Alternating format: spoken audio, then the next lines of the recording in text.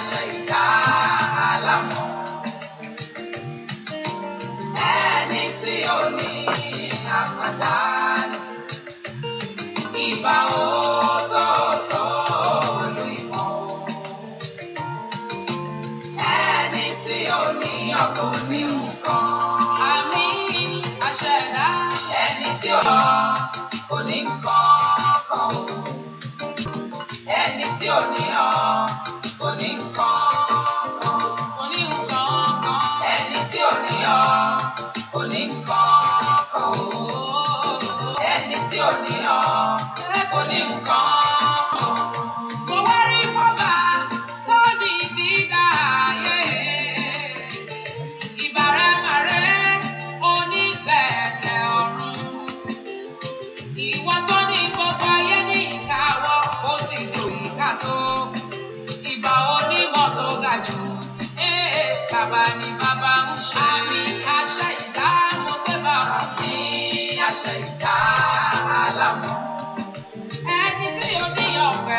Ẹni tí ó ní àpàdánù. Ńlá ló pa láyé láyé. Ìbà òótọ́ọ̀tọ́ olú ìmọ̀. Àtọ́tọ̀ tó orí bá o. Ẹni tí ó ní ọkọ̀ ní nǹkan ní nǹkan kan. Ẹni tí ó ní ọ kò ní nǹkan. Èèmà ní pẹ̀rẹ̀ láàárọ̀. Ẹni tí ó ní ọ kò ní nǹkan. Kò ní kí ni nǹkan lágbọ̀n. Ẹni tí ó ní ọ kò ní nǹkan. Ó kọ́ fún láyé lọ́rùn o. Ẹni tí ó ní ọ kò ní nǹkan. Ó dá òkun, ó dá ọ̀sà. Alára tó fomi ṣe ọ̀ṣọ́. Ìwọ tó mọ bí ẹja gbàdódò. Májẹ̀mú tó buyọ̀ dá òkun. Yanrìn àtẹ̀ká ayé. Ọ̀dà òkùnkùn birimu. Ọ̀gá ìmọ̀lẹ̀ o. Ojú ọ̀run onílẹ̀ fún ọ. Ó gbé bí méjèèjì láì rìnrìn àjò. Ó mú ẹ̀dá gbanú ẹ̀dá wáyé. Ibi ẹ̀mí gbà lọ́ọ́ bá ẹnìkan ò mọ̀. Àjùlọ ẹni tí ó wá ọ kò lè mọ̀ nǹkan. Ẹni tí ó wá kẹ́ o. Ẹni tí ò ní ọ kò ní nǹkan kan o. Kò rí nǹkan kan o. Ẹni tí ò ní ọ kò ní nǹkan. Afọ́jú san tó nítọ̀hún lọ́rùn gbà. Ẹni tí ò ní ọ kò ní nǹkan kan. Kò ní nǹkan kan o.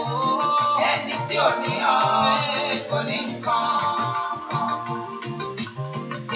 Májẹ̀mú aláìlé ìpín ló jẹ́. Ìjìnlẹ̀ aláìlé tú. Ìràwọ̀ ń yọ láláì ló ń ga. Òṣùpá ń ṣàtọ́ tó bá dalẹ̀. Ibi gbogbo náà ti rí rí. Ọ̀tọ̀ ló faradà òòrùn sáyé. Ó ṣojo, ó tún ṣọ̀dá ẹ̀ mọ́. Ó ṣe kan bí ọyẹ́, ó tún ṣó tutù. Ẹranko igbó wọ́n lọ sí wa. Ewéko ewébẹ̀ igi. Ìyẹn ò ṣe é ṣàwárí tán. Ẹni tí òrìṣà ẹ̀ kò rí nǹkan. Ẹni tí òrìṣà ẹ̀ kò rí nǹkan. Ẹni tí òrìṣà ẹ̀ kò rí nǹkan. Padà kò ríra ẹ̀ pa á bẹ́ẹ̀ ni. Ẹni tí òrìṣà ẹ̀ kò rí nǹkan kan o. Ẹni tí òrìṣà ẹ̀ kò rí nǹkan kan.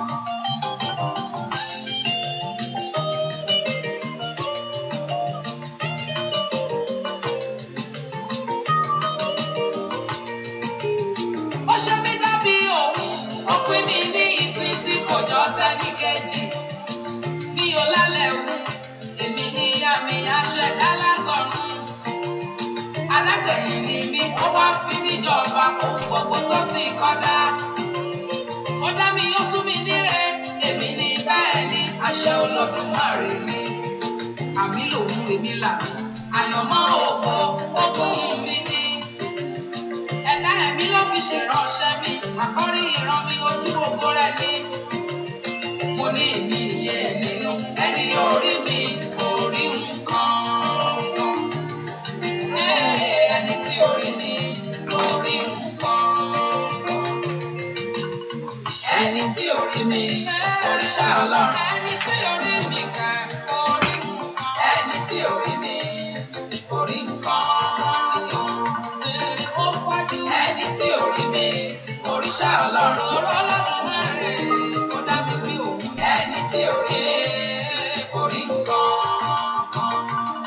Hallelujah. Praise the Lord. Hallelujah. Praise the Lord. Let's pray. And eternal rock of ages, we thank you, Lord Jesus.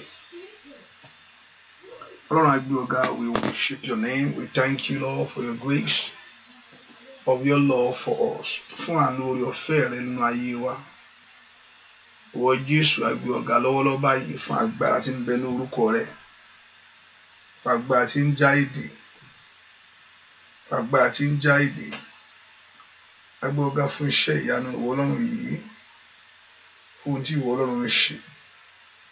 Fún ohun tí ìwọ Ọlọ́run ti dáwọ́lé, fún ohun tó ti parí. Wọ́n pé orúkọ rẹ̀ tó bẹ́ẹ̀. Gbogbo agbára rẹ̀ lè gbani. We thank you, Lord, for that name that is above every other name. We thank you, Lord, for your grace, of your mercy. We thank you, Lord, for everything concerning us, O God. But from gbogbo nínú ayé wa pátápátá. Ọlọ́run agbọ́gá fún tó ti parí.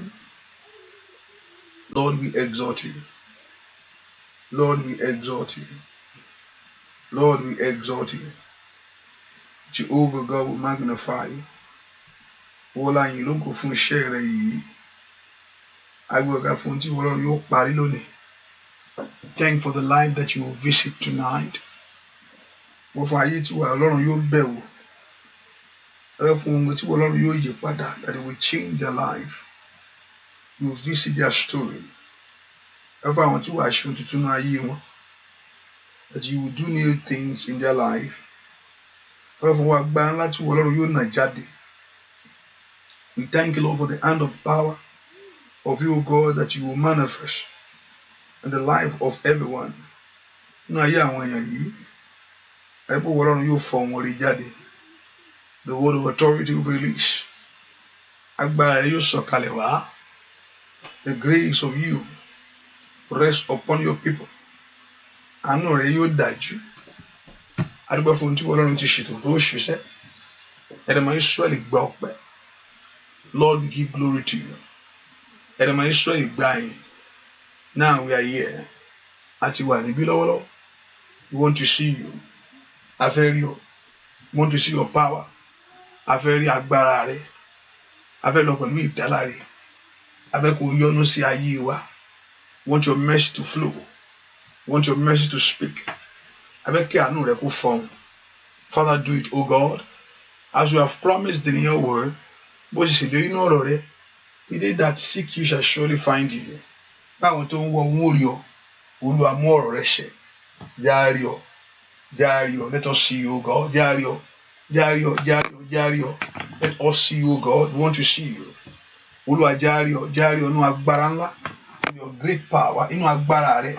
Inú agbára tí ń change life. Tí ń dá ayé ẹni, tí ń dá ayé ẹni láre.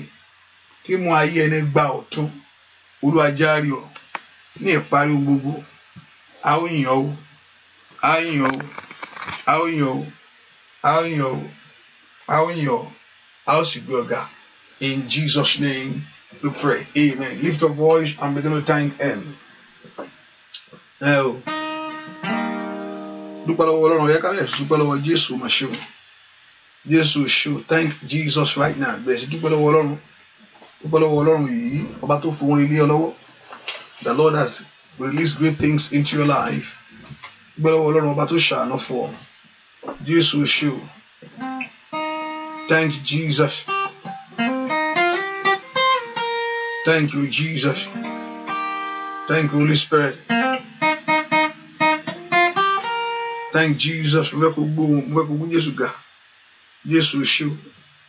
Mo fẹ́ kó yin bàbá yìí. I want you to thank the Lord for his love towards you. Fún àánú rẹ̀, fún ayé rẹ̀. Thank him for the love of him for us. For the love of God for our life. Dúpẹ́ lọ́wọ́ Ọlọ́run. Jésù ṣe o. Olúwa mi o. Ẹ dára, ẹ dára. Olúwa mi o, ẹ dára sí wa o. Àwọn òrìṣà kò sálà kàwé rẹ̀.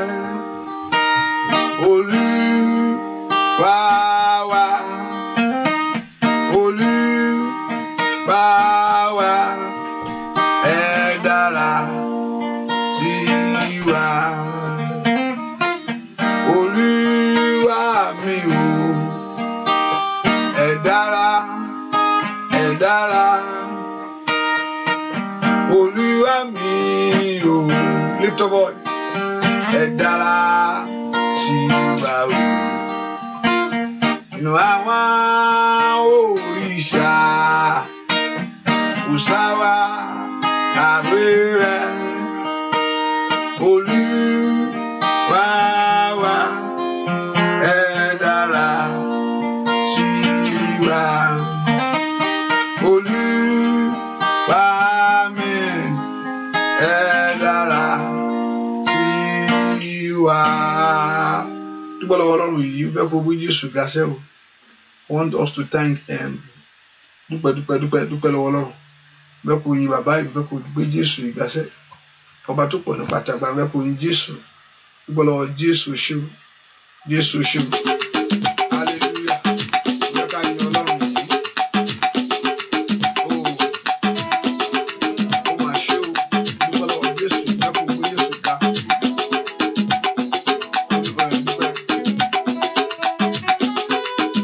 Jésù mà ṣe o.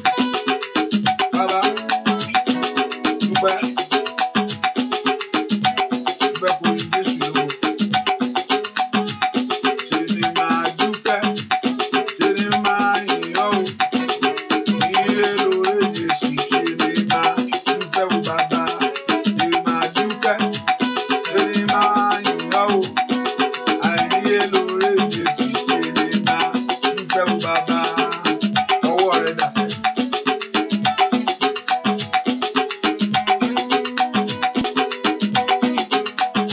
Dúpẹ́ lọ́wọ́ Ọlọ́run. Dúpẹ́ lọ́wọ́ Ẹlẹ́dàá yìí. Óyá, óyá. Bàbá, ṣé ni máa dúpẹ́? Ṣé ni máa yìn ọ́ o? Àìníye lóore Jésù, ṣé ni máa dúpẹ́ o bàbá? Ọwọ́ rẹ̀ dà.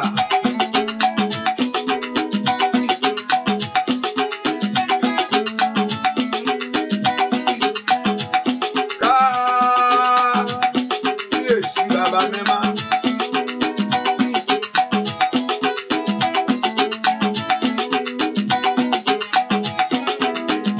Jésù mà ṣe Olódùmarè bàbá mi. Ṣé ni máa dúpẹ́? Ṣé ni máa yìn ọ́ o? Àìníye lóore Jésù, ṣé ni máa dúpẹ́ o bàbá? Ọpẹ́ mi kò tó. Ojoojúmọ́ ni ó máa dúpẹ́ o. Ẹ jẹ́ ká yọ̀ Ọlọ́run lógo. Ojoojúmọ́ ni ó máa dúpẹ́. Ọpẹ́ mi kò tó.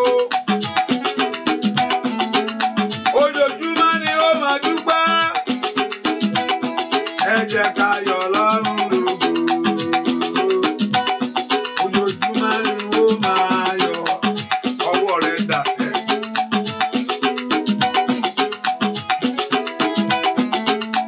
Ijó ọpẹ́ rẹ̀ dà sí Ọlọ́run alààyè. Kábíyèsí o mà ṣe bàbá mímọ́. Lift your voice and thank him.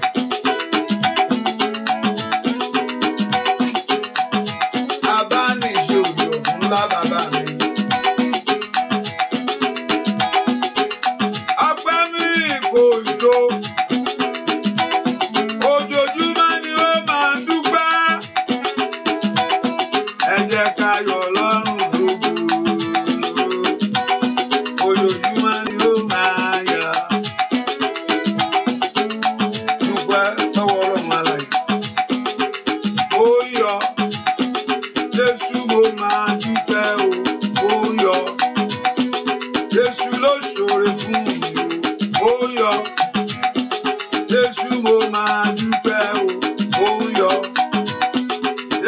ló ṣòro fún mi o abániṣe ló bá mi ṣe. Olùpamọ́ ló pa mí mọ́ o. Ọlọ́run tó dúró tì ọ́ lọ́wọ́ ìgbòho. Ó yá gbóhùn rẹ sókè kó yin Ọlọ́run alààyè. Kábíyèsí wa bá mi ó mọ̀ sí. Ọba tó fẹ́ mi tó wá mi rí. Ọba tó fẹ́ wà tó wá wa rí o. Dúpẹ́ lọ́wọ́ Ọlọ́run. Kábíyèsí bàbá mi wá.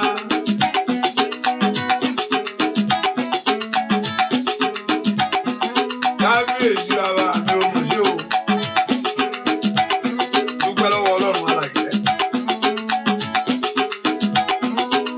Dúpẹ́ alààyè.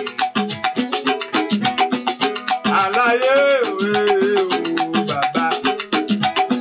Èmi alààyè ń ó máa yàn ọ́ o. Ibú ọ̀rẹ́ sẹ́ alààyè. Alààyè bàbá. Èmi alààyè ń ó máa yàn ọ́ o. Ibú ọ̀rẹ́. Ó ṣe bàbá mi máa.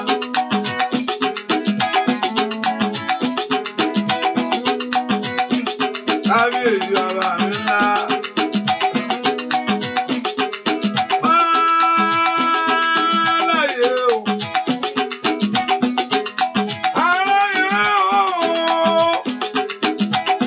Èmi alààyè ń ó máa yàn ọ́ o. Oníbú ọ̀rẹ́. Lift your voice and thank him. Jesus, I worship you. I lift my voice to you, Lord. Thank you, Jesus. We lift our voice in praise to you. Hallelujah. Hallelujah. Praise the Lord. Hallelujah. Praise the Lord. Thank you, thank you, thank you, thank you, my Lord. Hallelujah. Praise the Lord. Lift up all. Hallelujah. Praise the Lord. Hallelujah. Praise the Lord. Thank you, thank you, thank you, thank you, my Lord. Hallelujah. Praise the Lord. Ó ṣé bàbá, Ọlọ́run mi. Ó ṣé bàbá, ẹni tó lágbára gíga. Kábíyèsí o, ẹ ṣé o.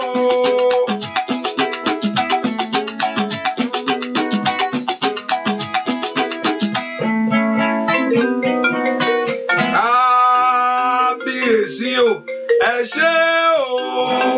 Ayérayé o máa ṣe o, ẹ ṣé o. Ayérayé ó máa ṣe o, ẹ ṣé o. Ayérayé ó máa ṣe o, ẹ ṣé o.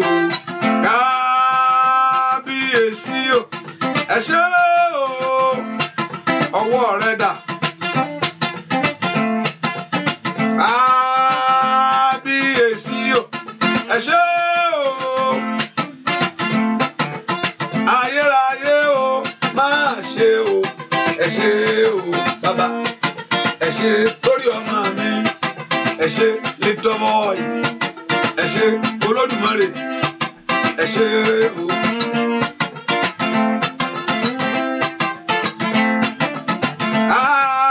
Kábíyèsí o, ẹ ṣé o. Kábíyèsí bàbá, kábíyèsí o, ẹ ṣé o. Ọba mímọ́ o, máa ṣe o, ẹ ṣé o.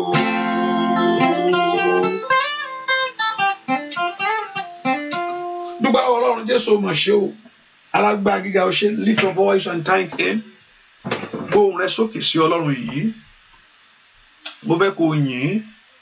Let's appreciate the Lord for the goodness of the King. Fún orí Ọlọ́run, fún àánú Ọlọ́run, fún ẹwà rẹ̀ lórí ayé wa. I want us to thank Him. I want us to bless the Lord. I want us to appreciate the King of Kings and the Lord of Lords. Let's appreciate Him. Let's honor Him. Let's honor Him. Let's honor Him. Let's honor the Lord. Let's give thanks to Him. Jesus, you are wonderful. Jesus, you. Jesus, you are so good. Oluoshu. Oluoshu. Thank Him for your life. Thank Him for everything. Thank Him because He answered prayers. I want to thank Him because He answered prayers. He answered prayers. Oman down. He can hear. You to go to Eleni, and He's going to answer your prayers tonight. Lift your voice and appreciate Him because God will answer your prayers. The Lord will visit your life. Thank Him for everything that He has prepared to give to you.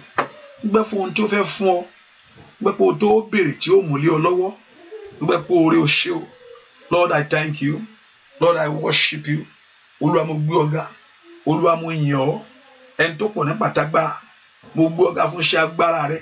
Kabali kataya Sadobe Rosete Dúgbàlọ́wọ́ Ọlọ́run yìí Ọlọ́run mi ó mọ̀ ṣe ẹni tó pọ̀ nípa tagbára Olúwa ṣé Olúwa ṣé Olúwa ṣé ọba tó ní gbogbo agbára lọ́wọ́ ọba tó ní gbogbo èèyàn lọ́wọ́ Dúgbàlọ́wọ́ Ọlọ́run yìí ọba tí ò fi ọ́ sílẹ̀ fún ìgbà kan rí ọba tí òjò bú ọba tí òjò bàjẹ́ ó yá bà wá níbo ló wà ẹ pe orúkọ Jésù dáadáa Olúwa ṣé fún iṣẹ́ agbára rẹ lórí mi lónìí Kabali akata Sideli ketilia Masombe Rosete ó yá dúpẹ́ lọ́wọ́ Ọlọ́run yìí Ọlọ́run mi ó máa ṣe Ọlọ́run mi ó máa ṣe Ọlọ́run mi ó máa ṣe Ọlọ́run mi ó máa ṣe Ọlọ́run mi ó máa ṣe Ọlọ́run mi ó máa ṣe Ọlọ́run mi ó máa ṣe Ọlọ́run mi ó máa ṣe mo yìn ọ́ fún iṣẹ́ rẹ mo yìn ọ́ fún iṣẹ́ agbára rẹ Jésù ṣé mo yìn ọ́ o Ọlọ́run mi o ó yìn ọ́ o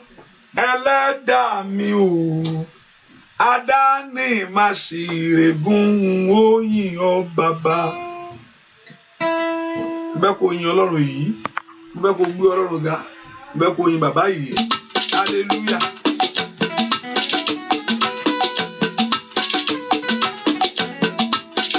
Ó yìn ọ́ o Ọlọ́run mi o ó yìn ọ́ o ẹlẹ́dàá mi o adáni máa sì règùn ó yìn ọ́ bàbá óyá ó yìn ọ́ o Ọlọ́run mi o I will praise you ó yìn ọ́ o Ọlọ́run mi o bàbá adáni máa sì règùn ó yìn ọ́ bàbá ọba tí ò kí kẹ̀kẹ́ ní láyé.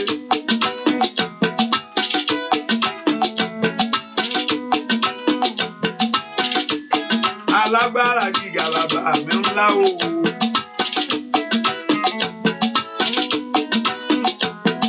Kábíyèsí ńlá bàbá ńlá.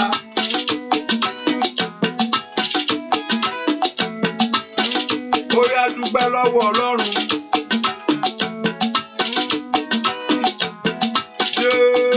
Jésù Olódùmarè. Ó yìn ọ́ o Ọlọ́run mi o ó yìn ọ́ o ẹlẹ́dàá mi o bàbá adáni má sì règùn ó yìn ọ́ bàbá adáni má sì règùn ó yá adáni má sì règùn ó yá o bàbá adáni má sì règùn ó yìn ọ́ bàbá lift your voice.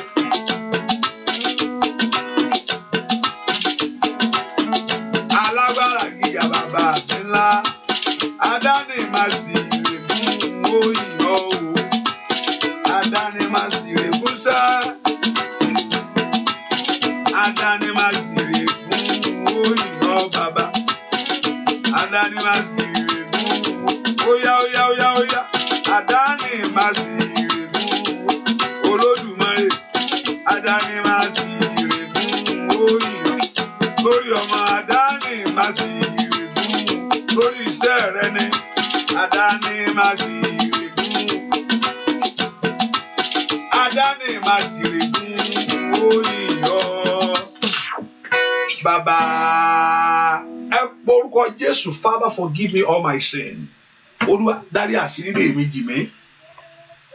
Ẹ porúkọ Jésù dáadáa. Olúwa dárí àṣírí mi jì mí. Ẹ porúkọ Jésù. Ọlọ́run gbogbo ẹ̀ṣẹ̀ mi gbogbo. All my sin. Olúwa dárí jì mí. Jésù tó bá pẹ́ ẹ̀ṣẹ̀ mi ni o. Fi ẹ̀jẹ̀ rẹ bá ń parẹ́. If it's my sin, O God. If it's my sin, Olúwa fi ẹ̀jẹ̀ rẹ dárí jì mí. Tó bá pẹ́ ẹ̀ṣẹ̀ mi ni olùfisùn ńlá jẹ mí yà. Gbogbo tí mo ṣe ní ọ̀rọ̀ rẹ tí mi gbọ́ràn tó, gbogbo tí mo ti ṣílẹ̀kùn fún Sátánì in any area that I have opened the door for Satan, ní orúkọ Jésù jọ̀ọ́ dáríjì, pé Jésù kó dáríjì ọ́, ṣé kó dáríjì ọ́, ìdáríjì ń bẹ lọ́wọ́ rẹ̀. Olúwa fàánú gbà mí, dárí ẹ̀ṣẹ̀ mi jì mí, forgive me all my sin, forgive me all my sin, dárí ẹ̀ṣẹ̀ mi jì mí, Olúwa dáríjì mí, ìkàpàwù sàtáyàbá, mo ti máa bẹ́lẹ́ṣẹ̀ ni mí, Olúwa dáríjì mí o. I've sinned against you. Mo ti máa bẹ́lẹ́ṣẹ̀ ni mí, Olúwa dáríjì mí o. Mo ti máa bẹ́lẹ́ṣẹ̀ ni mí, Olúwa dáríjì mí o. Mo ti máa bẹ́lẹ́ṣẹ̀ ni mí. I am a sinner. Olúwa dáríjì mí o. Ó yá sọ fún Ọlọ́run. Mo ti máa bẹ́lẹ́ṣẹ̀ ni mí. Olúwa ó yá dáríjì mí o. Gbogbo ẹ̀ṣẹ̀ ìran. Mo ti máa bẹ́lẹ́ṣẹ̀ ni mí. Mo ṣẹ̀ sí ọ ni. Olúwa dáríjì mí o. Gbà mí lọ́wọ́ ẹ̀ṣẹ̀. Mo ti máa bẹ́lẹ́ṣẹ̀ ni mí. Olúwa bàbá dáríjì mí o. Ó yá gbàdúrà. Mo ti máa Ọlọ́run bẹ́lẹ́ṣẹ̀ ni mí. Olúwa ó ṣẹ̀ sí ọ. Dáríjì mí o.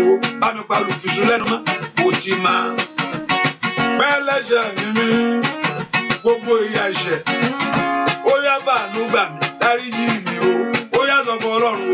Mo ti máa bàbá bẹ́lẹ́ṣẹ̀ ni mí. Mo ṣẹ̀ sí ọ ni. Olúwa fàánú dáríjì mí o. Bá ń fàánú ọ̀rọ̀ yìí. Mo ti máa bẹ́lẹ́ṣẹ̀ ni mí. Alágbára o. Olúwa ó dáríjì mí o. Ọmọ Ọlọ́run gbàdúrà. Mo ti máa bàbá ẹlẹ́ṣẹ̀ ni mí. Olúwa ó dáríjì mí o. Lift your voice. Mo ti máa bẹ́lẹ́ṣẹ̀ ni mí. Mo ṣẹ̀ sí ọ ni. Olúwa dáríjì mí o. Ẹ pọ orúkọ Jésù. Olúwa mo ṣẹ̀ sí ọ. Dáríjì mí. Gbogbo ohun tí mo ti ṣe, ohun tí bàbá mi ṣe tàbí ìyá mi ṣe, ohun tí ìran mi ṣe, ètò ṣílẹ̀kùn fún ìjìyà yìí. But everything that I've done in the past, whether the generation sin, the sins of my father, of my mother that opened the doors for this in my life, ètò ṣílẹ̀kùn fún eléyìí inú ayé mi. Olúwa dáríjì gbogbo ẹ̀ṣẹ̀ tó ń bẹ̀ wò. Every sin that you God is visiting, oh God. Olúwa jọ̀ọ́ dáríjì. Olúwa dáríjì fàánú gbà mí. Ṣàánú fún mi Ọlọ́run. Ask the Lord to have mercy upon your life. Pé Jésù ṣàánú fún mi. Ask the Lord to have mercy upon your life. Olúwa fàánú wo ọ̀rọ̀ yìí wò fún mi. Ẹ pọ orúkọ Jésù. Olúwa dáríjì mí. Ní orúkọ Jésù. Olúwa dáríjì mí. Níbi tí mi ti rìn déédéé. In any area that I have not walked rightly before you. Ibi tí mi ti ṣe ohun tó fẹ́ kí n ṣe. Ibi tó ti bá mi sọ̀rọ̀ tí mi gbọ́ràn. In any area that have said something to you and you refuse to listen to him. In any areas of that he has ordered your step and you refuse. Ẹ pọ orúkọ Jésù. Olúwa dáríjì mí. Ọlọ́run jọ̀ọ́ ṣàánú fún mi. Ẹ̀mí ọ̀tún wọnú mi wá. Ẹ̀mí ọ̀pọ̀ epo dáríjì. Ẹ̀mí ọ̀tún wọnú mi wá. Ẹ̀mí etí ìgbọ́ àti àyà tí ń gbà ṣe. Olúwa yàǹda fún mi. Give me that heart, the heart of you, the heart of obedience to your word. Etí ìgbọ́ àti àyà àgbà ṣe. Ẹ̀yin ogun ọ̀run ẹ yàǹda rẹ̀ fún mi. The heart that will make you to listen to it. Èyí tó mú ọ gbọ́ràn, èyí tó mú ọ tẹríba, gbogbo ẹ̀mí láti tẹríba fún ọ̀rọ̀ rẹ, ẹ̀mí láti tẹríba, that spirit to obey you, ẹ̀mí láti tẹríba fún ọ̀rọ̀ rẹ sẹ́, ní orúkọ Jésù, ẹni máa ń sọ ènìyàn dá fún mi. The spirit to obey your voice, ẹ̀mí tí ń tẹríba fún ọ̀rọ̀ rẹ, Olúwa gbé mi wọ̀ lónìí, ẹ̀mí náà máa bọ̀ wá, ó yá jẹ́ kí ẹ̀mí náà wọnú ayé mi, ó yá gbàdúrà. Gbọ́ àdúrà lórúkọ Jésù Kristi. Olúwa wa, ẹ pọ orúkọ Jésù. Olúwa mo tọ̀ wá lónìí o. I'm here to this hour. Olúwa mo tọ̀ wá lónìí. Jẹ́ n rí àmì agbára rẹ. Let me see the hand of your power. Mo fẹ́ bọ́ lọ́wọ́ ẹ̀jà yìí. I want to be free from this battle. Olúwa mo fẹ́ kí ìyanu ṣẹlẹ̀ nínú ayé mi. I want something great. Olúwa mo fẹ́ kó bá mi dá sí ayé mi. I want you to God to intervene concerning my life. Bẹ́ẹ̀ kó mú gbogbo ọwọ́ tó tọ́ bá ayé mi tó lòdì kúrò. Every evil hand have put their hand in your life.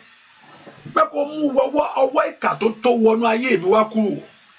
That evil hand that enter into my life. Ọwọ́ anínilára. That hand that want to torment your life. Ọwọ́ apá ayé ẹni lójú. Ó yẹ mú kó nú àdúrà fún mi. Take that hand off from me. Ẹ pọ orúkọ Jésù. Ọwọ́ tó fẹ́ mú ìrìn àjò ayé mi dàrú. Kàbàkàbàkàbà kàtàkàtà. Gbogbo ọwọ́kọ́wọ́. Every evil hand. Ọwọ́ tí ń fa ìṣeré sẹ́yìn. That always draw back the glory of God. Ọwọ́ tí ń fa ìbùkún sẹ́yìn. Ní orúkọ Jésù. Ó yẹ pọ orúkọ Jésù dáadáa. Olúwa mú ọwọ́ náà kúrò ní ayé mi. Ọwọ́ tí ń da ayé tí ń da ọ̀nà mi rú. Ní orúkọ Jésù, ó yá gbàdúrà, máa ṣe tètè, ó yá pọ orúkọ Jésù, ó yá gbàdúrà, gbọ́ àdúrà lórúkọ Jésù Kristi. Olúwa wa méjì ni, just 2 people kò pọ̀ jù. Share it to 2 people, share it 2 people, 2 people. If you can do better than that, it's okay. If you can do better than 2, it's okay, but 2. You can do better than 2, do, it's okay. Ẹ pé ọmọ nìkejì ẹ̀rọ náà dùn à. Ìwọ la fi gbé máa nà sí ọba.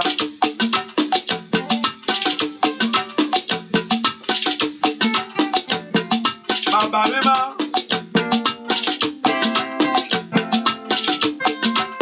Ìwọ la fi gbé máa nà sí ọba.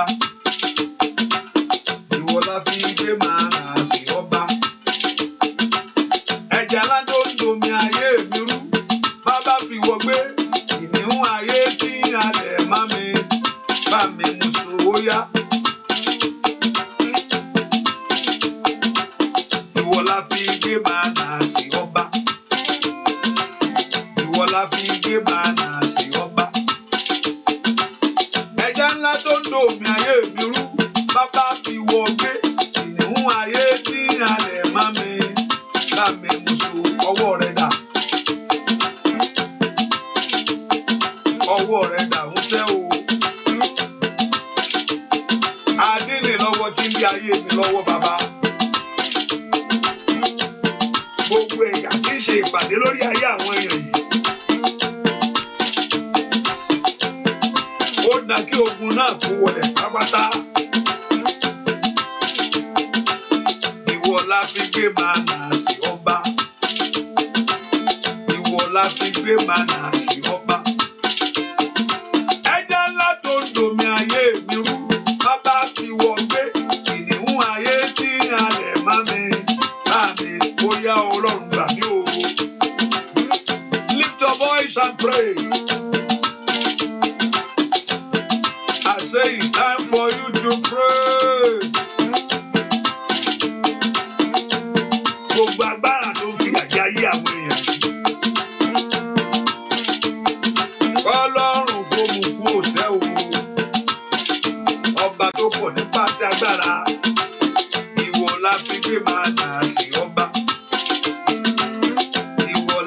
gbé màánà sí ọba.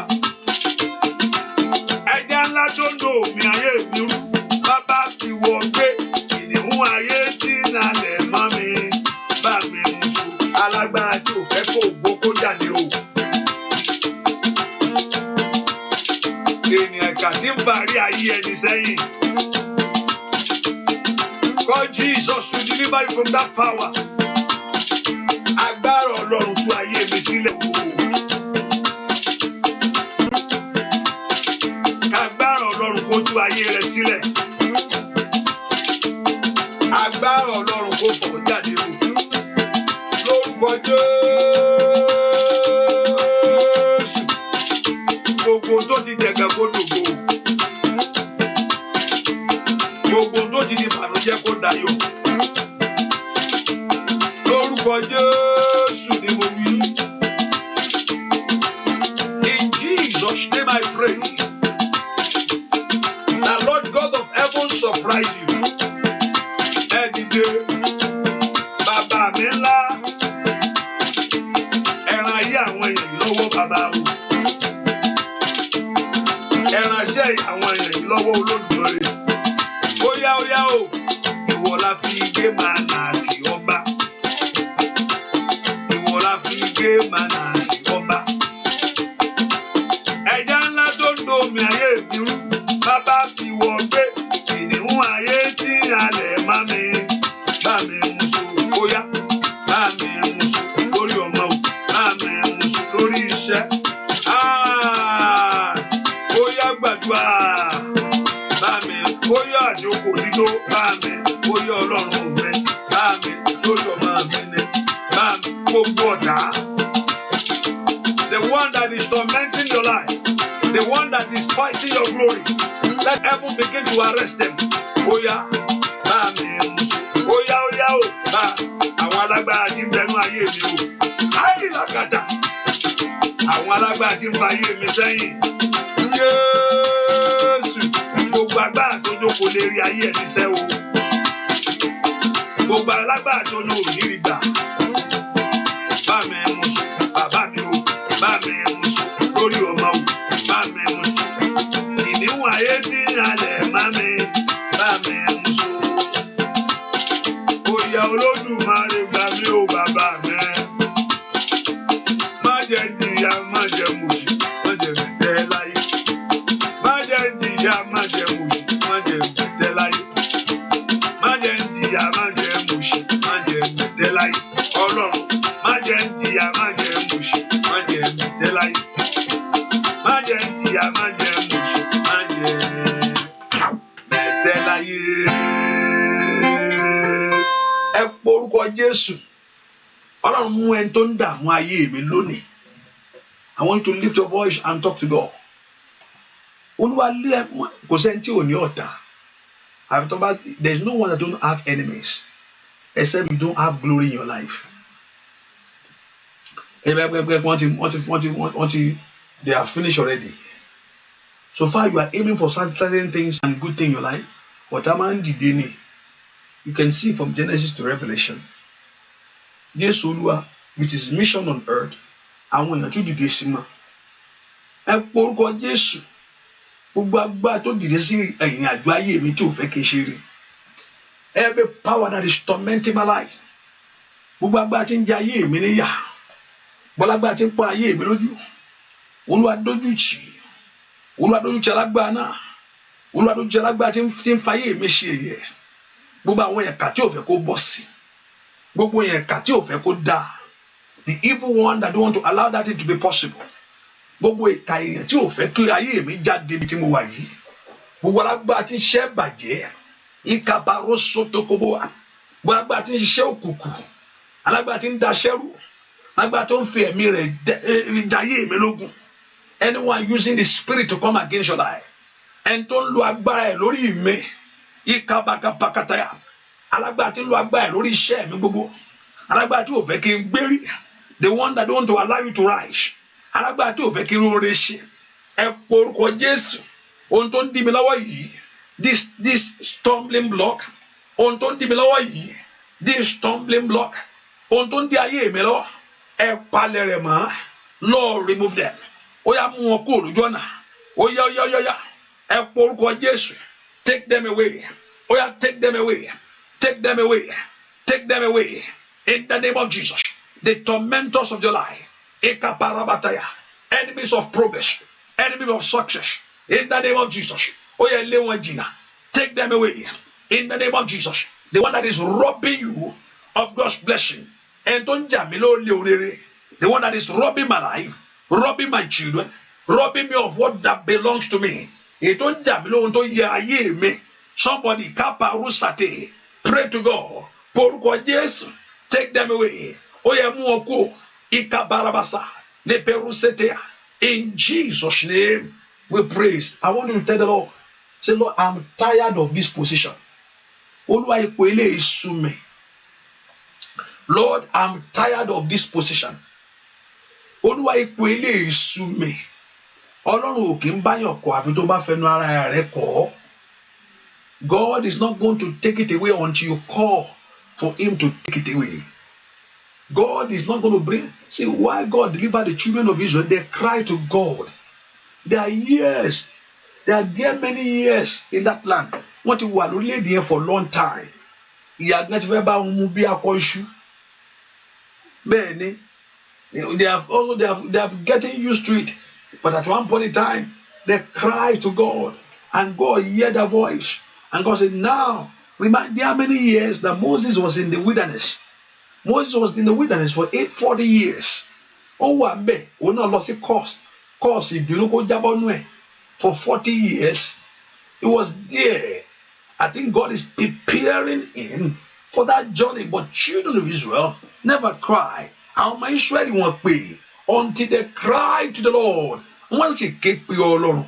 The solution to this very thing in your life, you have to cry. Àṣírí ojú wa fi borí to that what is happening in your life. You have to cry. Olúwa, I cry today. Mú ohun tó ń dààmú mi kúrò.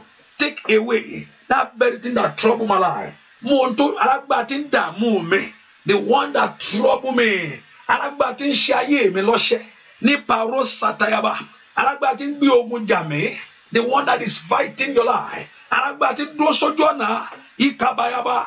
The strong man that stands in the way. Alágbára tó ní kò sí ọ̀nà. That there's no way. Ìwọ Jésù ní ọ̀nà. You are the way inside. Ó yẹ pàdé alágbára yìí má. Ìkàbà kò sọ́tò tó ní kaba. Ọmọ ńlá ní kò gbàdúrà. Ẹ pàdé alágbára má. Ní ọ̀nà mi lónìí.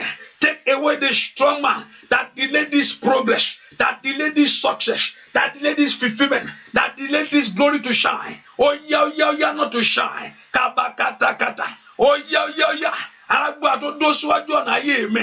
Níbo ló wà màmá? Ó yẹ palẹ̀ rẹ̀ mọ́. Ẹ mú kúrò lójú ọ̀nà. Take them away.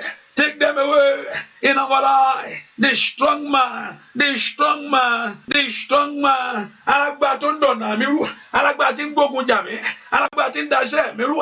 Alágbára tó ní kí n dó sójú kan. The strong man that want me to stand in one place in life. Alágbára tó ń dójú tì mí ní orúkọ Jésù. Alágbára tó ń pè tèmi lágàn. Ó yá. Ní Perusa tekete. Ó yá gbàdúrà. Ẹ dójú tì alágbára ayé mi o. In Jesus' name. We pray. Let those on showers of blessings say amen. And make sure you share two. Find 2 people. If you can do more than 2, that's good. God will give you double. Say, Pastor, you add that to it. I add that to it. Don't worry. Do it. God will give you double. If it's 2, but if you put 2 more, God will give you double. God will give you double. Double. God will give you double. He will give you double. Double for your trouble. God will give you double. Ikaba sontobera. Sitilibokaba. Ẹ porúkọ Jésù. Ohun ayọ̀ tí ọkàn mi kò tí etí mi fẹ́ gbọ́. Tí ayé mi ti ń dóde láti gbọ́ yìí. Ẹ̀yin ọ̀run ẹ fún mi gbọ́. That thing that you have been believing God to hear all this while. Ohun ayọ̀ tí etí mi fẹ́ gbọ́. Ma se te. Ó yẹ fún mi gbọ́. Ẹ porúkọ Jésù. Ohun ayọ̀ tí etí mi fẹ́ gbọ́. That good news that you want to hear. Masidaba, Shitelebokaba. Let me hear it, O God. Efumegbo, Efumegbo, Efumegbo, Efun aye ọmọ mi gbọ́. Let them hear that good news. Àwọn ọmọ mi gbọ́. Iṣẹ́ mi gbọ́. Ohun ayọ̀ tó fẹ́ gbọ́. Ẹ po orúkọ Jésù. Ó yẹ mú mi gbọ́. Mà tó. Orúkọ Jésù. Gbọ́ àdúrà lórúkọ Jésù Kristi. Olúwa wa, for those that don't understand, the language just flow along with me. Sing along and pray along. Bàbá mi o, borí mi sókè, má dorí mi gbà bọ́dé. Borí mi sókè, má dorí mi gbà bọ́dé. Borí mi sókè, má dorí mi gbà bọ́dé. Jẹ́ kó rí mi gbáre, jẹ́ ká yé mi sọ́re. Borí mi sókè, má dorí mi gbà. Óyá o, borí mi sókè, má dorí mi gbà bọ́dé. Borí mi sókè, má dorí mi gbà bọ́dé. Borí mi sókè, má dorí mi gbà bọ́dé. Jẹ́ kó rí mi sọ́re, jẹ́ ká yé mi gbáre. Bàbá o, borí mi sókè, má dorí mi gbà bọ́dé. What am I saying? The Lord God of heaven to lift you up for great things. That evil shall be far away from you. Jésù ayọ̀ni. Ìyá Jésù. Ó yá gbàdúrà o. Bàbá borí mi sókè, má dorí mi gbà bọ́dé. Borí mi sókè, má dorí mi gbà bọ́dé. Jẹ́ kó rí mi gbáre, jẹ́ ká yé mi sọ́re. Bàbá borí mi sókè, má dorí mi gbà bọ́dé. Ọwọ́ rẹ̀ dà. The Lord God of heaven to surprise you. Ìgbé àdúrà kó gbìrọ̀ láyé o.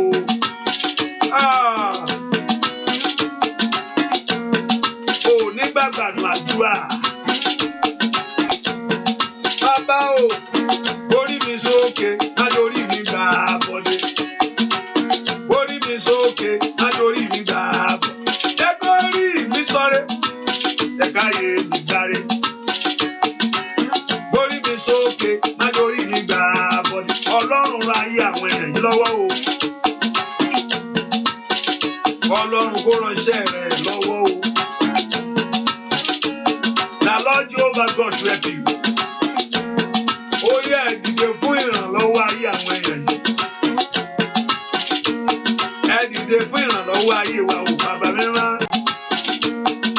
Ẹ yà wá lẹ́nu o, ẹ pọ̀tá lẹ́nu mọ́ bàbá o, bàbá. Let God's glory manifest in your life. No more suffering, no more sorrow, no more disappointment. Ọlọ́run ṣe ìyanu, mi gbọ́, ṣe ìyanu, òní Jésù ṣe ìyanu, óyá, ṣe mi gbọ́, ṣe ìyanu, Ọlọ́run mi ṣe nínú ọdún yìí, ṣe ìyanu, bàbá ṣe. Say God to perform a miracle. Ọlọ́run ló ṣe yanu nínú àdúrà ilé yìí ṣe yanu. Bàbá ṣe mí gbọ́ ṣe yanu. Ọlọ́run ṣe yanu ṣe yanu. Mo ní nínú ilé rẹ̀ kó ṣe yanu. Ó yá ṣe yanu. Ọlọ́run mi ṣe yanu. Bàbá mi ṣe yanu. Lórí iṣẹ́ ṣe. Alágbára gíga òṣè ìbàgàbà ìyanu Olódùmarè fúláṣì alágbára gíga ṣe ìyanu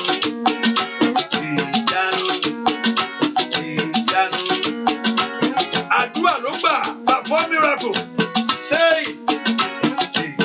lórí ayé àwọn èèyàn yìí ṣe ìyanu bàbá mi lórí iṣẹ́ wọn ṣe lórí àwọn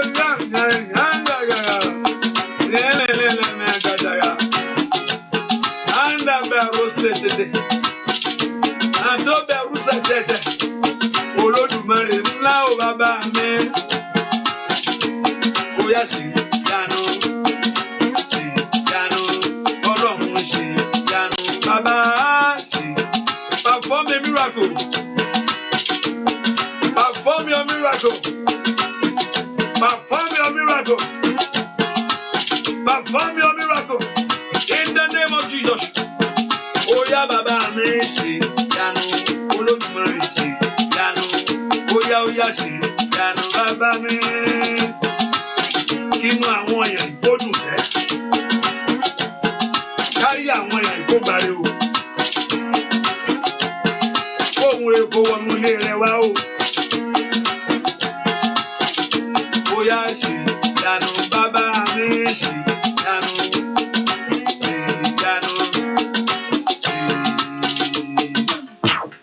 Yanu. Orúkọ Jésù, call the name of Jesus. Olúwa ṣe yanu. There's somebody here that God is going to lift you up. There's somebody here that God is going to lift you up. Ẹnìkan wà ní àdúrà yìí. Pastor Balashimama. Olúwa, the Lord God of heaven is going to lift you up. Ọlọ́run yóò gbé ọ sókè. Ọ̀rọ̀ àṣẹ yìí, let this word come to you. I pray, let this word come to you so that you may know that He is a God. Ọ̀rọ̀ àṣẹ ìgbésókè ó wá bẹ̀ pé on the 2nd July, ọ̀rọ̀ àṣẹ wá bá ayé mi mo sì dìde. Ọ̀rọ̀ àṣẹ yìí, this word of authority, for you to rise up, to lift up, let it come to you. Ọ̀rọ̀ yẹn kó wá bá ọ, kó ṣe mọ́ ìwọ lára. Let it happen. Ọ̀rọ̀ àṣẹ pé kéèyàn dìde, pé èèyàn ká dìde. The Lord will lift somebody up. Ọ̀rọ̀ àṣẹ yẹn kí áńgẹ́lì Ọlọ́run wá mo ṣe mọ́ ọ lára. Wọ́n yà kàn wá gbé fún ẹ. Receive it now. Ọ̀rọ̀ àṣẹ yẹn kó tọ̀ wá. Let that very word pé Ọlọ́run máa gbé ọ dìde, pé Ọlọ́run yóò gbé ọ dìde. Kó ṣẹlẹ̀ sẹ́, kó rí ìgbédìde yẹn. Let your life see that lifting up. Kó rí ìgbédìde yẹn. Ìgbédìde tí mo sọ jáde pé Ọlọ́run pé òun fẹ́ gbé yẹn dìde. Ó yá ayé yẹn kó rí. Let your life experience it. Ayé ẹ kó rí ìgbédìde yẹn. Let your life experience it. Ayé ọmọ yín kó rí kàbákàbà kàtàkàtà. Ibi tó ti fẹ́ dìde. In that area that you want to rise. Ibi tó fẹ́ kọ́ ọmọ ẹ ti dìde. Where you want your children to rise. Ibi tó fẹ́ kọ́ ọkọ rẹ ti dìde. When you want your husband to rise. Ó yá ká dìde. Rise up. Ẹ dìde. Ọ̀rọ̀ yẹn kó wá bẹ̀. Ọ̀rọ̀ àṣẹ ni. Kó wá bẹ̀ kó ṣẹ mọ́ ọ lára. Let it come to pass in your life. Kó ṣẹ mọ́ ọ lára. Let it come to you. Let it come to your life. Let it come to your situation. To rise up. To possess your possession. To rise up. To get there. To rise up. To move forward.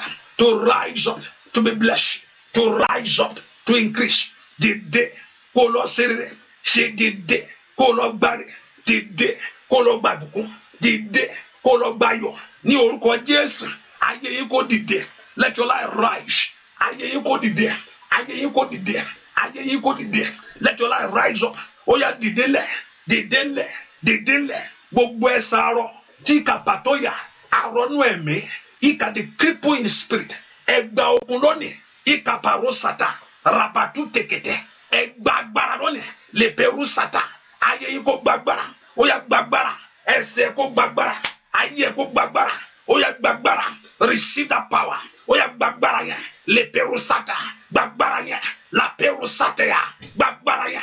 Agbára yẹn kó bàlíọ̀. Agbára Ọlọ́run ni kó bàlíọ̀. Let that power enter into you. Ní orúkọ Jésù. Ìgbédìde rẹ bẹ̀rẹ̀. Gbàdí Solomon dìde.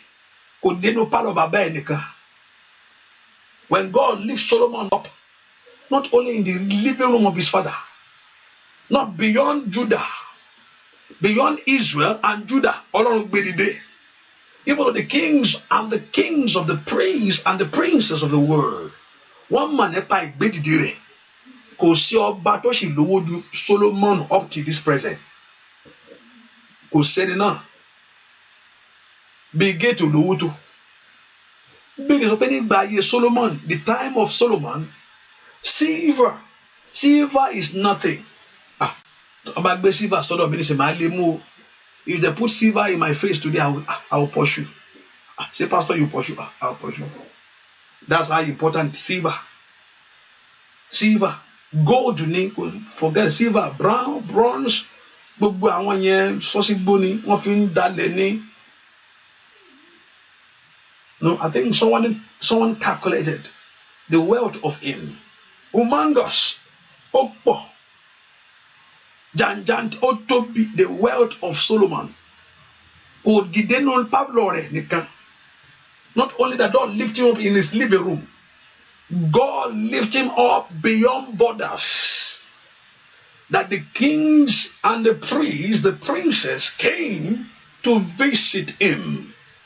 People paid for láti gbọ́ the wisdom of Solomon. Àwọn èèyàn sanwó láti gbọ́ bó ṣe ń sọ̀rọ̀. Pé ẹwẹ́ ni ṣe ń sọ̀rọ̀ ṣá. Ìgbédìde rẹ̀ ṣẹlẹ̀ ọjọ́ kan ló sì bẹ̀rẹ̀.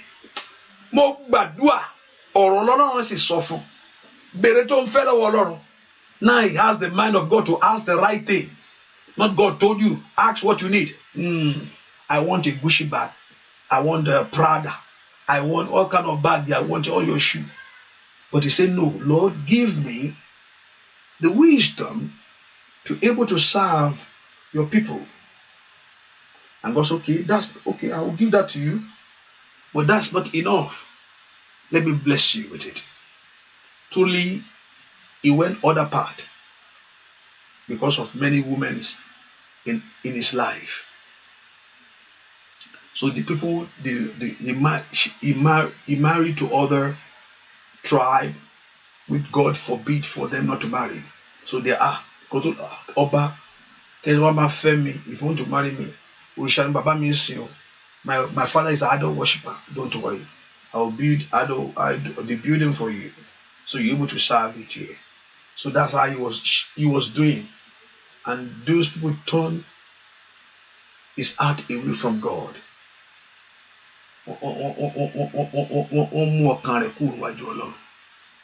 Ṣùgbọ́n ìgbédìde rẹ̀ ò ṣe pálọ̀. That is not only in living room, the Lord lift him up beyond borders. I pray for somebody this hour. Ọ̀rọ̀ Ọlọ́run lè sọ, just a word.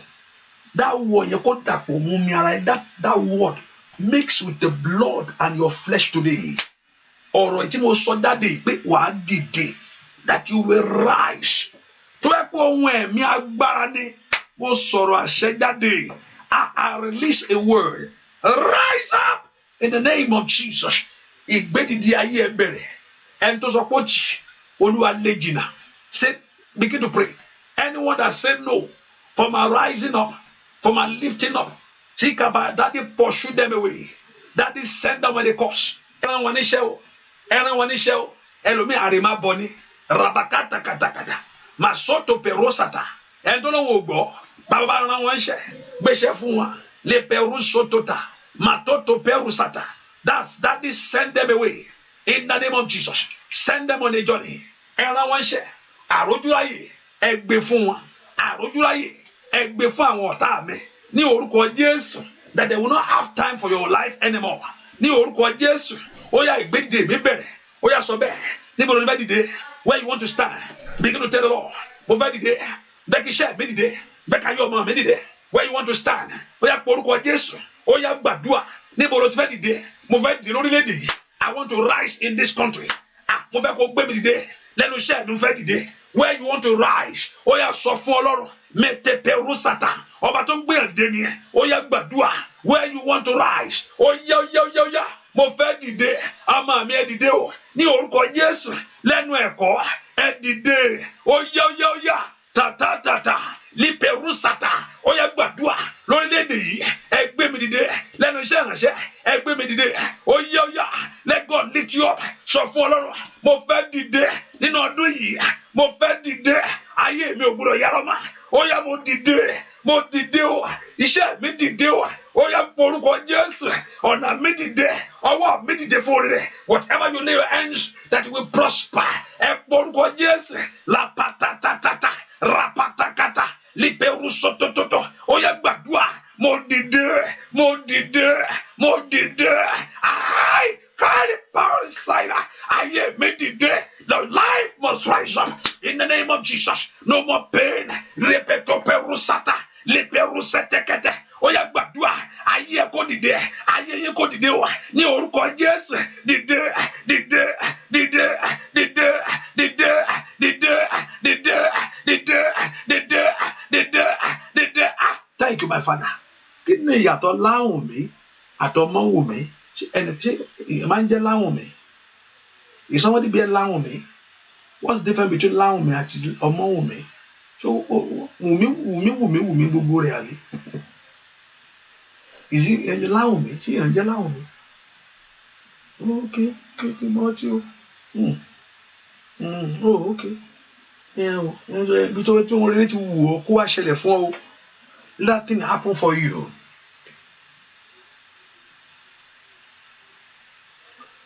Lórúkọ Jésù kó ṣẹlẹ̀ fún ọ. Lórúkọ Jésù kó ṣẹlẹ̀ fún ọ. Let great things happen for your life. Ohun ńlá kó ṣẹlẹ̀ fún ọ. Let great things begin your life. Gbogbo èèyàn tó ń bẹnu àdúrà, everyone under the sound of my voice. Ẹ dìde kó bí tẹ́ wà. Ẹ dìde, rise up from that place. That place that you don't like, that you find yourself daily. Ibi tó wà yẹn tó ti bára ẹ. Ibi tó ti wà tó bára ẹ yẹn. Ó yẹ kó ń bẹ̀. Ní orúkọ Jésù, ẹ dìde kó ń bẹ̀. Ó yá, ẹ dìde, ẹ dìde, ẹ dìde, ẹ dìde, ẹ dìde, ẹ dìde, ẹ dìde, ẹ dìde, ẹ dìde, ẹ dìde, ẹ dìde, ẹ dìde. Ó yá, ẹ dìde, bàbá, gbọ́dọ̀, bàbá, gbọ́dọ̀, bàbá, gbọ́dọ̀, bàbá, gbọ́dọ̀, bàbá, gbọ́dọ̀. Masuta parusata. Mayo peruso totolia, repeto perusete, repeto to perusate, repeto perusete kete, repeto perusata, rapeto perusototo, repeto perusoto. Oya dìde, dìde, dìde, dìde, oya dìde. Agba Ọlọ́run kó gbé ọ dìde ní orúkọ Jésù. Ẹ dìde, la periada, li perusete, bakupakuta. Le peru sonto, oya ẹ dìde lẹ̀ ní orúkọ Jésù. Ẹ dìde lọ gbàre. Stand up, go and take your way. Go and take your blessing in the name of Jesus. Go there now. Ẹ lọ bí tó yẹ kẹ́ ẹ lọ yẹn. Ibi tó yẹ kó wà yẹn. Oya lọ bẹ̀. Ọ̀run kó gbé lọ bẹ̀. Ẹ lọ bẹ̀. Go there. Go there. Go there. No more delay. No more delay. In Jesus' name we pray.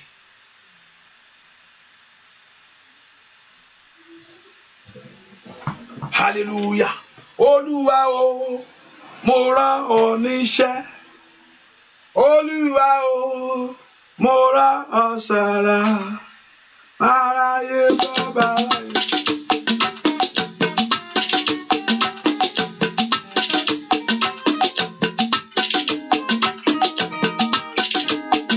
Bàbá, Olúwa o, mo rán ọ níṣẹ́. Olúwa o, mo bá ọ sọ̀rọ̀. Aráyé bẹ́ẹ̀ bá aráyé bọ̀, gbérí ayé mi jáde.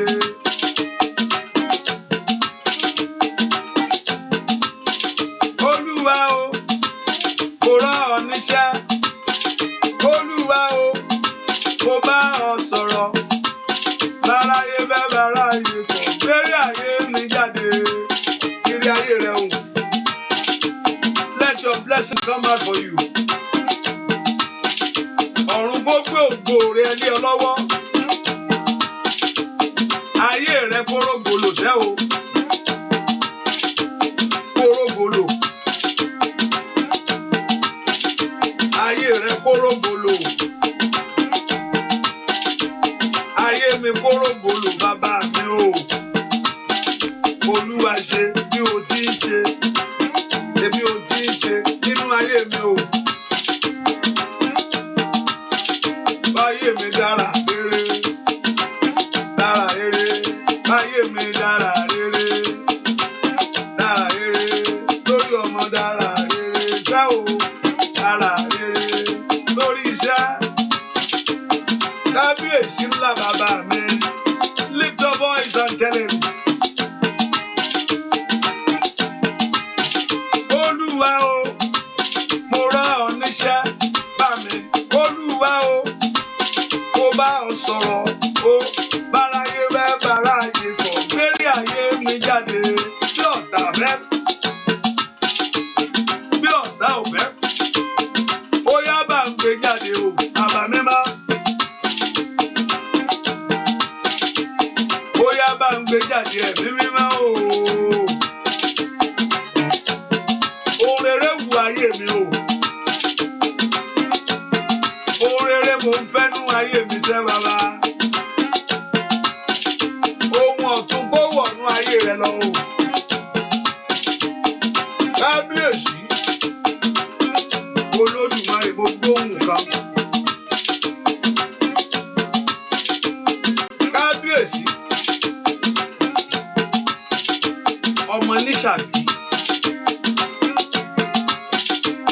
Ọmọ níṣàbí.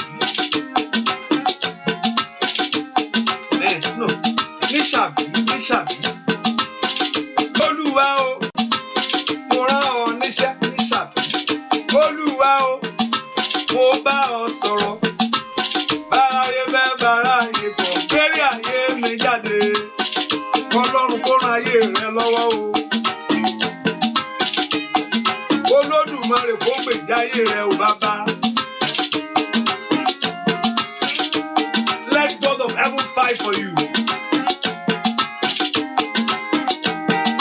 Let God of heaven arise and bless you. Olúwa o, mo rán ọ níṣẹ́ bàbá mi. Olúwa o, mo bá ọ sọ̀rọ̀. Báráyé fẹ́ báráyé bọ̀, gbérí ayé mi jáde. Ó yẹ jẹ́ jáde o. Lọ́wọ́ ìdè, ẹni tó ló tì kọ́lọ́run kó palẹ̀ rẹ̀ mọ́ o.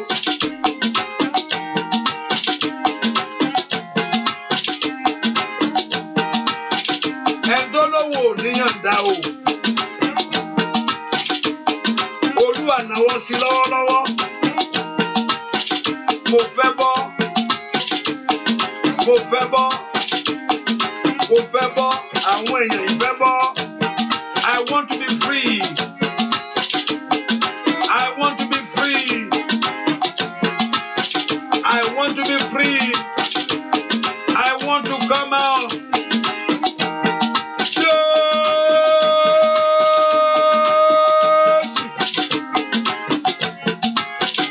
Kí ayé àwọn èèyàn yìí jáde fún ohun rere. Let God bring you out from great things. Báráyé bá báráyé bọ̀, gbérí ayé mi jáde bàbá. Báráyé bá báráyé, ṣe tèmi fún mi ní o bàbá. Óyá óyá, báráyé bá báráyé, ṣe tèmi fún mi bàbá. Óyá, báráyé bá báráyé bọ̀, ṣe tèmi fún mi bàbá. Ó ṣe tìrẹ o, lórí ọmọ. Ó ṣe tìrẹ lórí aya o. Ó ṣe tìrẹ lórí ẹbí. Ó ṣe tìrẹ. Óyá óyá óyá óyá, báráyé bá báráyé, ṣe tèmi fún mi o. Hallelujah. Ẹ porúkọ Jésù. Lord, give me my own. Lord, bless me. Ẹ bùkún mi. Lord, prosper my life. Whether my enemy like it or not, just do your own will. Tell the Lord, let that your thought, whether the enemy like it, let that your thought come to pass in my life in this very month. That your very thought, that your good thought you told me that you have for me. Ètò rẹ tọrọ rẹ sọ pé o ní fún mi. Má dòdò tà mọ́. Ó yá ṣe tí ìwọ fẹ́ ṣe inú ayé mi. Olúwa ṣe ohun tó fẹ́ ṣe yẹn inú ayé mi. Má dúró. Don't wait for enemy anymore. Olúwa ṣe ohun tí ìwọ Ọlọ́run fẹ́ ṣe inú ayé mi. Ẹ porúkọ Jésù. Ẹni máa ń Ísírẹ́lì bẹ̀rẹ̀ sí ṣe ohun tó fẹ́ ṣe inú ayé àwọn èèyàn yìí. Father, begin to do what you have promised that you will do. Orúkọ Jésù mi tó wà. Olúwa ṣe ohun tó sọ pé wàá ṣe. Olúwa ṣe ohun tó sọ pé wàá ṣe. Ní orúkọ Jésù, ohun tó ní wàá ṣe yẹn. Ó yá ṣe inú ayé àwọn èèyàn yìí. Do it in my life. You have promised me that you will bless me. You have promised me that you will increase me. You have promised me that you will multiply me. Let God begin to do it. He has promised you your healing. He has promised me long life. Do it, oh God. Do it, oh God. Do what you have promised. Yes. Tell the Lord. Olúwa ṣeun tó ṣèlérí. Olúwa ṣeun tó sọ. Ní orúkọ Jésù. Do it, oh God. What you have promised about my dreams, about my visions, about my marriage. Ní orúkọ Jésù. About my children, about my family, about my life. Nípa yàrá mi. Olúwa ṣeun tó sọ pé wàá ṣe fún mi. Ṣeun tó sọ pé wàá ṣe fún mi. Ripato totolia. Makoperusete. Matotototelia. Makeperuso totolia. Oya. Dua. Lórúkọ Jésù Kristi. Olúwa wa tell the Lord. The Lord should remember his promises. Olúwa rántí ọ̀rọ̀ rẹ̀. Lord, má ṣe gbàgbé ìlérí rẹ̀ fáyé mi. Má ṣe gbàgbé. The Lord should not forget his promises. Ìlérí rẹ̀ fún ayé mi. Ìlérí rẹ̀ fáyé mi o. Ọmọ Ọlọ́run wá. Óyá má ṣe gbàgbé. Ìlérí rẹ̀ fáyé mi. Má ṣe gbàgbé. Ìlérí rẹ̀ fáyé mi. Ìlérí rẹ̀ fáyé mi o. Ọmọ Ọlọ́run wá múṣẹ. What you have said concerning your life. Má ṣe gbàgbé. Ìlérí rẹ̀ fáyé mi. Má ṣe gbàgbé. Bàbá mi, ìlérí rẹ̀ fáyé mi. Ìlérí rẹ̀ fáyé mi o. Ọmọ Ọlọ́run wá múṣẹ. Óyá má ṣe gbàgbé. Bàbá, ìlérí rẹ̀ fáyé mi. Má ṣe gbàgbé. Óyá ìlérí rẹ̀ fáyé mi o. Má ṣe gbàgbé. Ìlérí rẹ̀ fáyé mi. Má ṣe gbàgbé. Ìlérí rẹ̀ fáyé mi. Ìlérí rẹ̀ fáyé mi o. Ọmọ Ọlọ́run wá múṣẹ. Olúwa ní òkú aṣọ mẹ́ta wá. Let's say 3 clothes. Baba, how you want to distribute this mẹ́ta?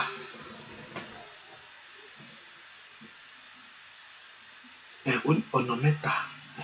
In 3 ways. Okay.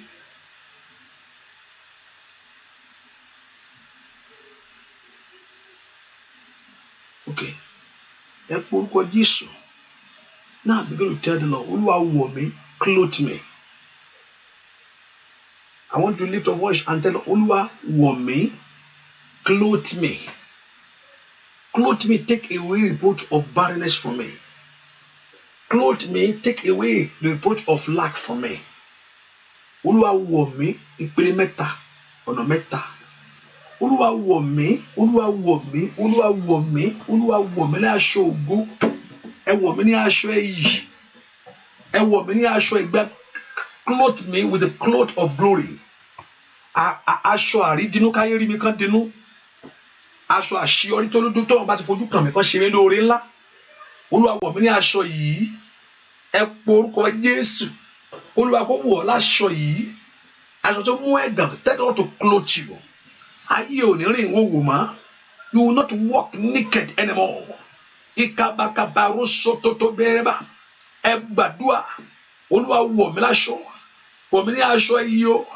Clothe me with the cloth of glory. Ẹ wọ̀ mí ní aṣọ ìbùkún. Ẹ wọ̀ mí ní aṣọ ìgbéga. Ẹ wọ̀ ayé mi ní aṣọ àṣeyọrí. Somebody pray the Lord God of heaven to clothe you.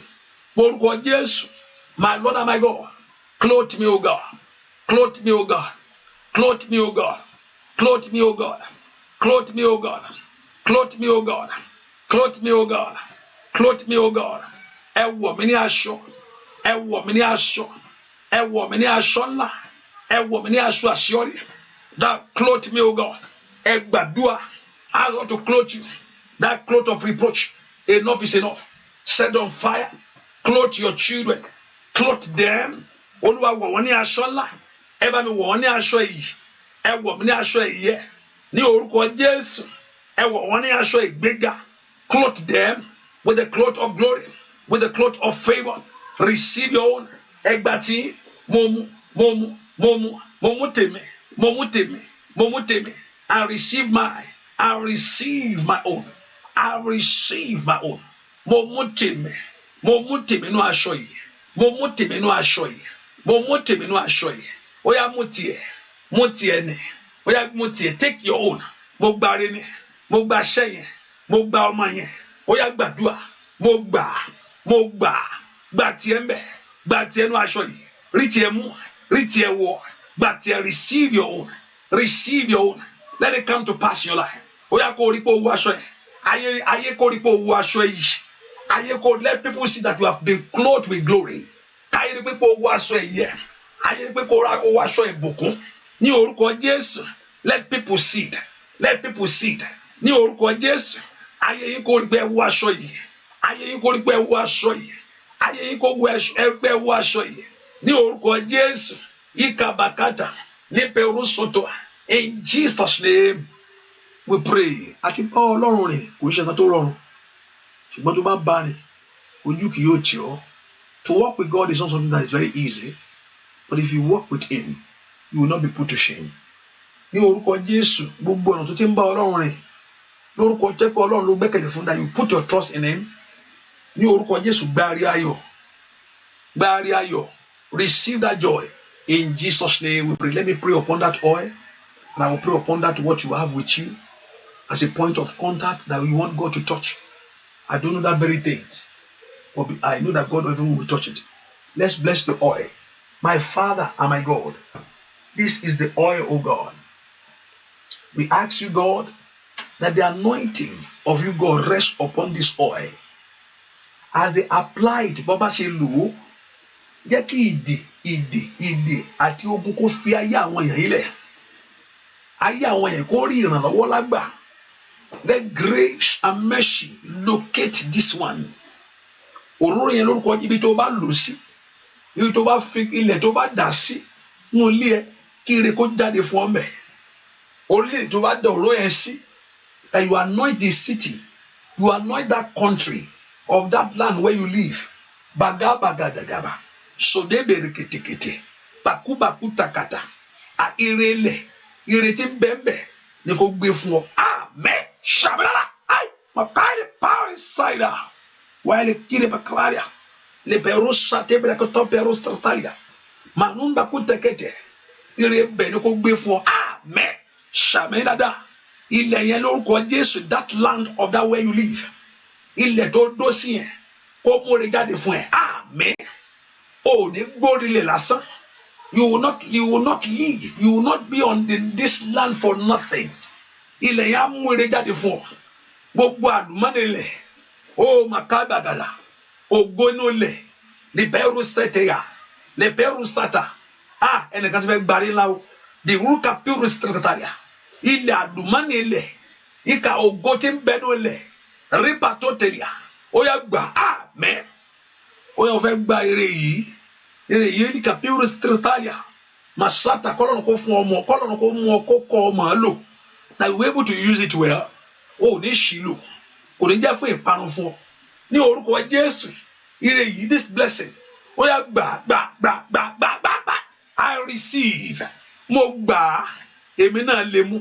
Boko bi rusaida. Ketelia kapara. Ó yá gbà. Receive it. Ilẹ̀ kó mú oore bẹ̀ fún ọ. Let that ground bring forth the blessing. Kò ní gbé ọjẹ́ láì tọ́jọ́. Ní orúkọ Jésù kò ní gbòdì mọ́. Ilẹ̀ ò ní ní ọ lára. That ground will not suffer you. Ilẹ̀ ò ní ní ọ lára. Ilẹ̀ ò ní gbòdì mọ́. Ní orúkọ Jésù. Ilẹ̀ ò ní ní ọ lára. Lórí ilẹ̀ tó dó sí. Fẹsẹ̀ tẹ́lẹ̀ mọ́lẹ̀. Tẹ́lẹ̀ orí òkè. Ẹ má wọ̀rí ṣáà tẹ̀ mọ́lẹ̀ ibi kan ló wà. Igabagaga. Mashuto perukate. Andeleboko perusta. Le peruso to pera. Orí ilẹ̀ tó dó sí yẹn. Ire ibẹ̀ ni kò mú fún ọ. I command it. Mo pàṣẹ yẹn ni. To bring that shit in that land for you. Ire ibẹ̀ ni kò fún ọ. Ire ibẹ̀ ni kò fún ọ. Ẹ ṣàmì. Ire ibẹ̀ ni kò fún ọ. Gbàrẹ́ eléyìí.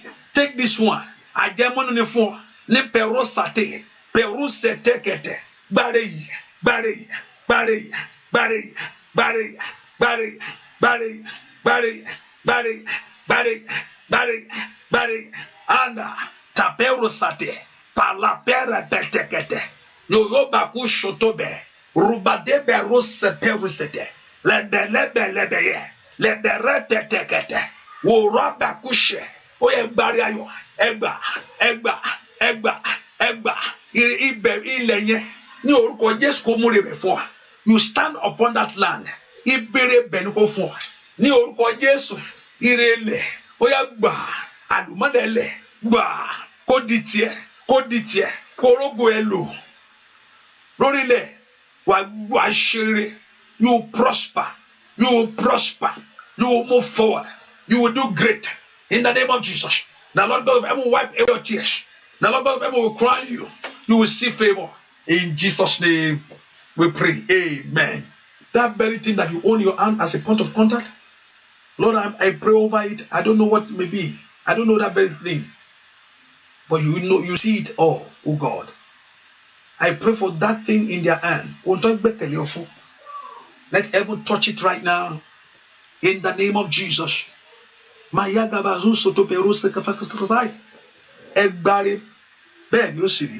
In Jesus' name we pray. Amen. Say that amen. Amen. That thing is blessed. Say that amen. Amen. That thing is favor in your hand. In the name of Jesus. That thing is favor in your hand. That thing is favor. Àwọn ọmọ orí ọkùnrin bí obìnrin ọkùnrin àti obìnrin wọ́n wáṣọ native picture hang sókè ọkùnrin àti obìnrin picture hang sókè lẹ́sìn ó fẹ́ native ni ọkùnrin àti picture hang sókè there's a picture at the wall, on the wall, a husband and wife ọkùnrin àti native lórúkọ Jésù. Let the hand of Lord touch them. Àwọn kọ́pù yìí tó picture tó hang sílé yìí ní orúkọ Jésù ọwọ́ Ọlọ́run kó kàn wọ́n inú ilé yẹn. Let the peace of God come. Òun kakọ ò ní yà yín agbára òkùnkùn ní bá ti ń jẹ́ o lórúkọ Jésù. The enemy will not have power over your life. The Lord break that yoke that delayed the blessing. The Lord break that yoke that delayed the blessing. The Lord break that yoke that delayed the blessing. Kọ́pù yìí ní orúkọ Jésù. The Lord break àwọn méjì ọkùnrin àti obìnrin. The Lord break the yoke that delayed the blessing. The Lord break the yoke that delayed the blessing. Gbogbo tó dire lọ́wọ́ nínú ilé yẹn ní orúkọ Jésù ìdè yẹn já ẹ gba ayọ̀ yín ẹ lọ ṣeré o. In Jesus' name we pray. Amen. Amen. Amen. Gbogbo ẹ̀ ń tẹ́ wáṣẹ́, everyone that you are looking for a job, I want you to say it 3 times. Say I've found job. So bẹ́ẹ̀ sọ pé o ti fún ẹ iṣẹ́. Say they have given you the job. Confess it 3 times. Confess it 3 times. That they give you that job. Sọ pé wọ́n ti fún mi níṣẹ́. 3 times say it. Sọ pé wọ́n ti fún ẹ níṣẹ́. Say it. Ṣé ti sọ? Wọ́n ti fún mi ẹ̀yin tẹ́ ẹ̀ wá ṣe wọ́n ti fún ẹ níṣẹ́. They have given me that job. Wàá rí bá ṣẹlẹ̀ ní ayé ẹ̀. Wàá wá dúpẹ́ pé wọ́n fún ẹ níṣẹ́. Ẹ̀yin náà tẹ́ ẹ̀ wọ́ ọmọ. Those that believe in God for the fruit of whom sọ pé mo ti bímọ. O ti bímọ o. O ti bímọ o. O ti bímọ o. Mo ti bímọ o. Say it. Say it. Say it. Anyone that trusting God for the fruit of the womb sọ pé mo ti bímọ. Mo bímọ. Mo ti bímọ. Àhákù ṣèwárí pé wàá kú sọ èdè yẹn á jábọ̀ lẹ́nu ẹ̀ pé mo ti bímọ o. Mo ti bímọ o. Mo ti bí ọmọ o. Say it out of your mouth. Confess it. Mo ní kó sọ. Ẹ̀yin tẹ́ wá wáwé gbèlú ọ̀rọ̀ àṣẹ ń jáde báyìí ni. Ẹ̀yin tẹ́ wá wáwé gbèlú ẹ sọ pé wọ́n ti fún mi wé mi. Say it. Wọ́n ti fún mi wé mi. Sọ bẹ́ẹ̀ wọ́n ti fún mi wé mi. Wọ́n tó wá fẹ́ àlàáfíà that you are sorry for those that don't understand. Those that believe in God for the fruit of the womb, say it 3 times. I give birth to a baby. I give birth to my baby. I give seed.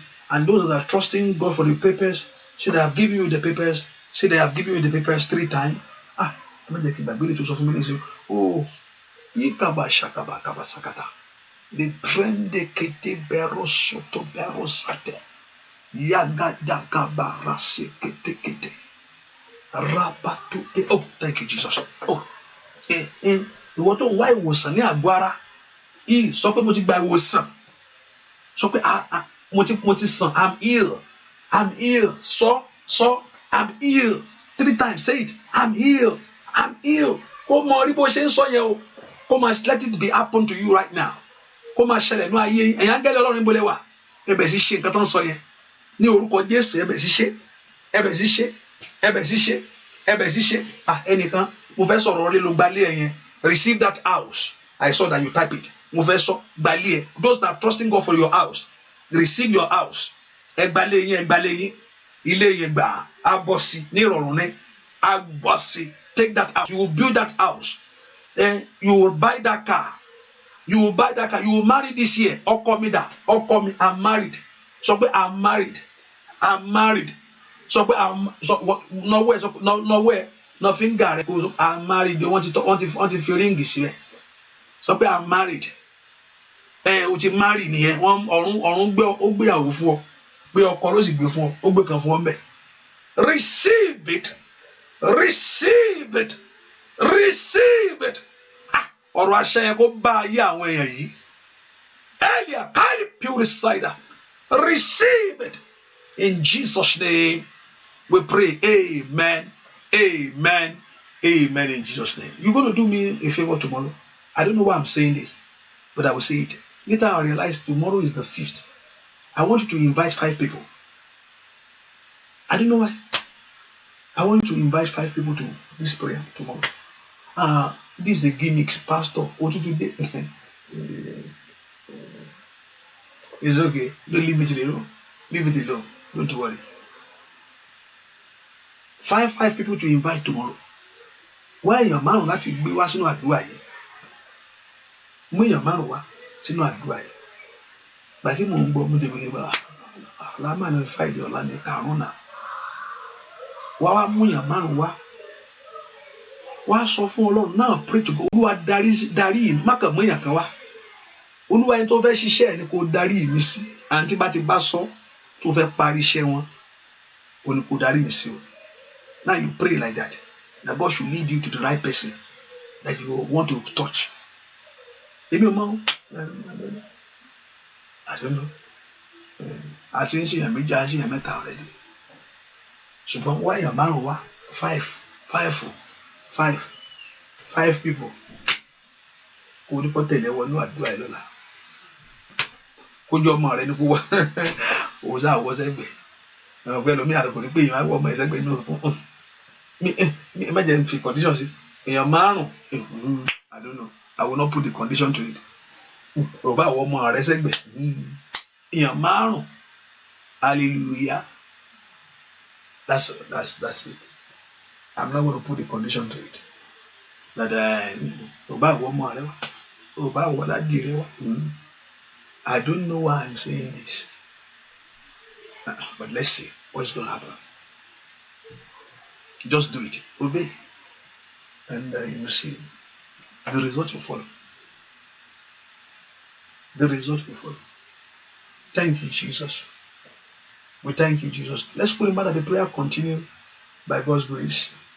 Today is Thursday, and I've said for those in partner, let's see. I'm going to text tonight. Let's see. But I told you get information.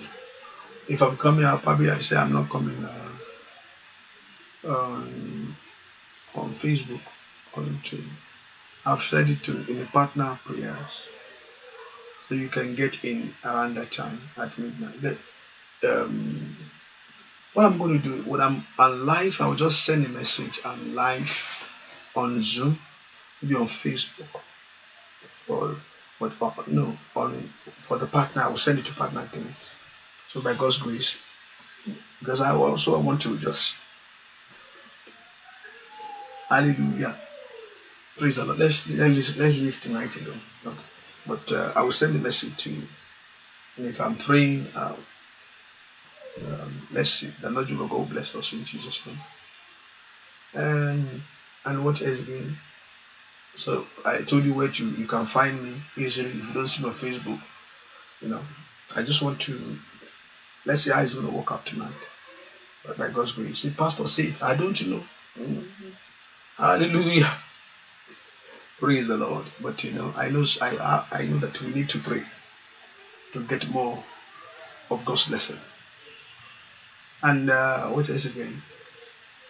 Okay, that is it. And tomorrow is Friday, so we'll pray tomorrow, and we have different section tomorrow. By God's grace, tomorrow is Friday. We have different section tomorrow, and also Saturday, and we know that on Sunday. On Sunday we have different sections Sunday, which is not maybe 2 sections in the morning Sunday and in the evening. And on Sunday we're going to take Holy Communion. We're going to take Holy Communion. Hallelujah. We're going to take Holy Communion.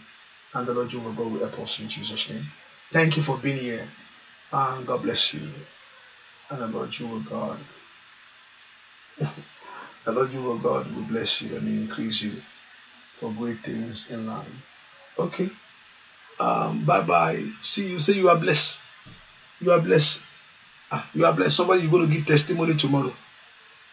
Somebody, you're going to give testimony tomorrow. See somebody, you're going to give testimony tomorrow. You're going to give testimony. I mean, I need testimony. I don't have one to move by. But I need testimony. Lola. So we move back. I need testimony. Pastor. I need to move so by. Ṣùgbọ́n lọ́la, wà ní testimony lọ́la. Bẹ́ẹ̀ ni ṣe Jésù làwà. Amen. God bless you. Thank you. Bye-bye. Bye-bye. See you later on. See you. See you. See you. God bless you. Bye-bye.